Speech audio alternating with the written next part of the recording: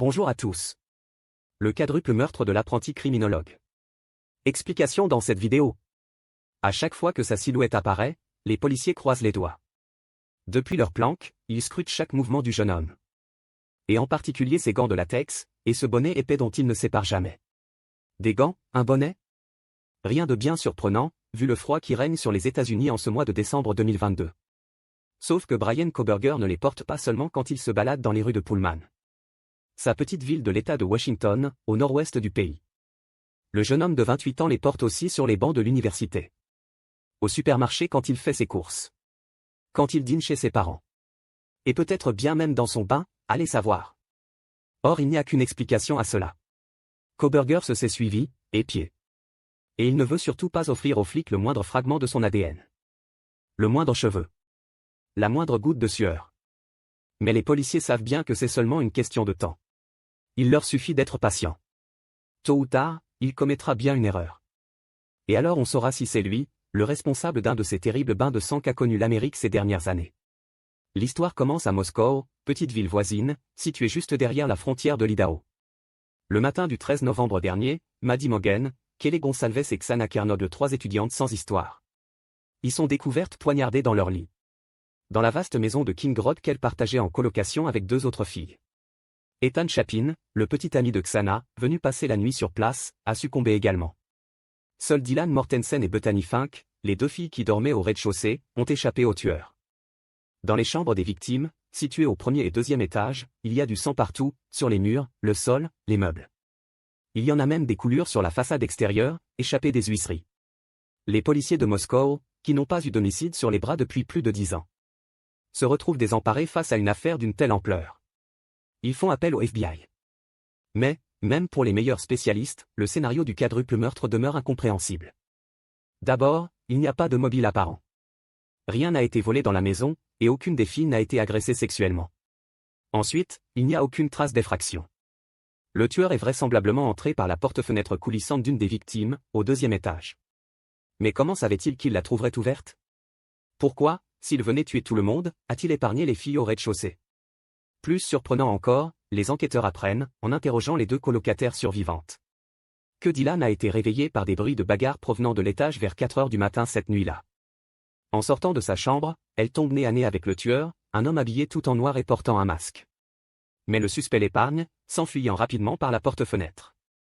Pétrifiée, l'étudiante se serait alors barricadée dans sa chambre. Elle attendra le lendemain matin, peu avant midi, pour enfin prévenir la police. Pourquoi un tel laps de temps? Mystère. Elle et Bethany sont en tout cas rapidement innocentées. La piste d'un ex jaloux, un temps envisagé, ne donne rien. Les jours passent.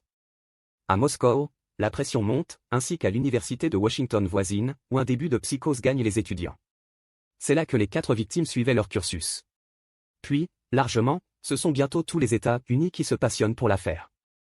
Les photos des colocataires, de ravissantes gamines dans la fleur de l'âge, sont diffusées sur toutes les télés et circulent sur tous les réseaux. L'Amérique exige que l'on résolve ce mystère. Pressés par leur hiérarchie, les enquêteurs parviennent à isoler ce qu'ils pensent être l'ADN du tueur, dans une des chambres du massacre. Malheureusement, l'empreinte n'est pas répertoriée au fichier national.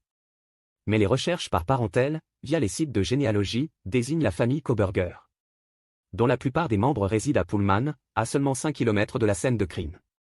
Il s'agirait donc de l'un d'entre eux, un père, un oncle, un cousin. Or, dans le lot, il y a un sérieux candidat au titre de suspect idéal. Né en 1994, Bryan Kohberger a connu une enfance difficile. Autrefois riche, ses parents se retrouvent ruinés par la crise financière de 2008. Et quasiment à la rue alors qu'il n'a que 14 ans. Une déchéance qu'il vit comme une humiliation, et qui vient s'ajouter à un autre problème plus intime. Obèse, mal dans ses basques, Bryan est la risée de son collège, et la cible désignée de tous les harceleurs. Solitaire, renfermé, il se réfugie dans le travail et affiche des bulletins de notes exceptionnels, qui ne font que l'isoler davantage. À l'âge de 17 ans, il réussit une prouesse qui, espère-t-il, va bouleverser sa vie. En l'espace de quelques mois à peine, il parvient à perdre plus de 30 kilos. Cette stupéfiante métamorphose résulte d'une discipline de fer. Devenu végétalien, Bryan gère son alimentation avec une rigueur militaire. Exigeant de ses parents qu'aucun aliment carné n'approche sa propre nourriture. Des consignes qui trahissent une autre évolution, psychologique celle-là. Autrefois timide et maladroit, Bryan est désormais un jeune adulte autoritaire et cassant. ils pratiquent la boxe et manifestent une nouvelle assurance. Les garçons, il les intimide pour chercher la bagarre. Les filles, il les entreprend avec brutalité, les traitant de putes ou de salopes si elles refusent ses avances. Un comportement qui ne va qu'empirer. À l'université de Washington, où il s'inscrit juste après le bac. Bryan Kohberger se forge la réputation d'un sale type qu'il vaut mieux garder à distance. L'ancien petit gros est devenu longiligne et musclé, mais certaines choses demeurent. À commencer par sa solitude et l'excellence de ses résultats scolaires. Premier dans tous les classements, il opte pour un cursus de criminologie. Et rédige sa thèse de doctorat sur la psychologie des tueurs en série. Nous sommes alors en 2020. Tout à ses recherches, Kohberger commence à correspondre avec plusieurs serial killers incarcérés aux États-Unis. Notamment Dennis Rader, dit BTK, condamné pour 10 meurtres et rendu célèbre par les tortures infligées à ses victimes. De lui, le jeune étudiant veut tout savoir. Quels étaient ses sentiments au moment de passer à l'acte, ses modes opératoires, comment il a effectué ses repérages. L'autre se prend au jeu et lui délivre un vrai cours magistral. Comment je suis devenu une des pires ordures de la planète. Mais le hic, c'est que Kohberger ne veut pas s'arrêter là ni utiliser ses connaissances pour entrer au FBI.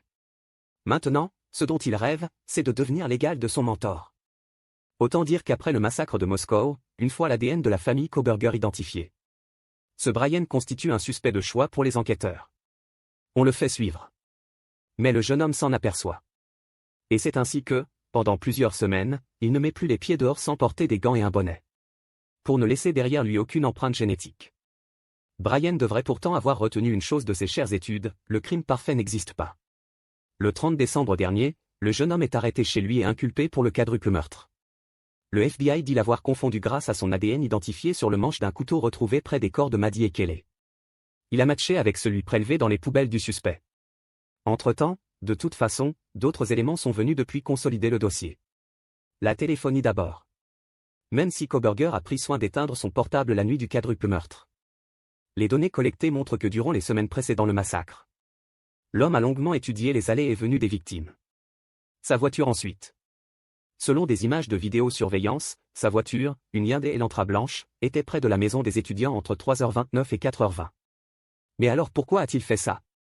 Parce qu'une de ses jolies filles lui avait collé un râteau? Peut-être. Ou peut-être tout simplement pour imiter Dennis Rader. Si c'est ça, c'est raté. Ou c'est en prison qu'il devra trouver de quoi étoffer son palmarès.